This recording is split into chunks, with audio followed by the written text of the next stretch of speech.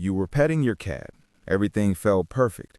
They were purring, eyes half closed, leaning into your hand like they owned that moment. Then, out of nowhere, they bit you. No warning, no build-up, just teeth. You pulled back, stung, confused, maybe a little hurt inside. And you probably asked the same question every cat owner asks. What did I do wrong? Here is the answer, and it's going to change the way you see every single moment you share with your cat. Have you ever noticed how a bite seems to come from absolutely nowhere? It doesn't. By the time your cat's teeth reach your skin, they have already told you the same thing 5 separate times. Their tail flickered, their skin rippled, their ears rotated slightly backward, their eyes shifted, their body went completely still. You just didn't know you were being spoken to.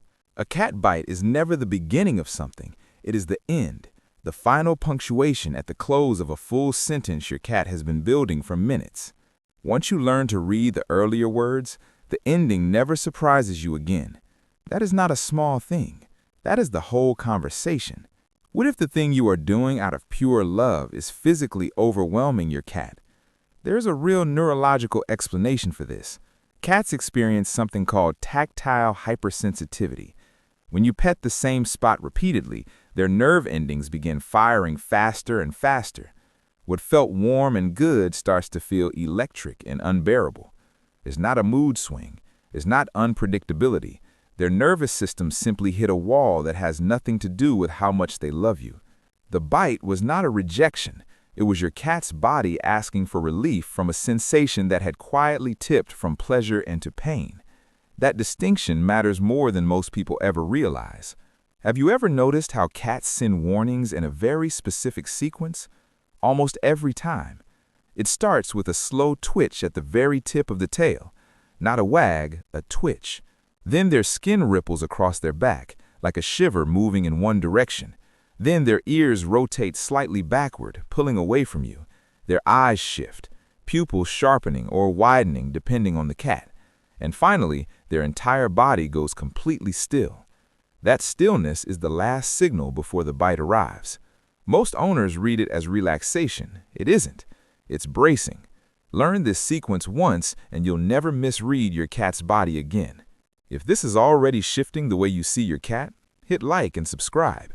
There's so much more cat psychology coming that will genuinely change things for you. Have you been reading every bite the same way? Most people do. But there are 3 completely different bites, and they mean 3 entirely different things.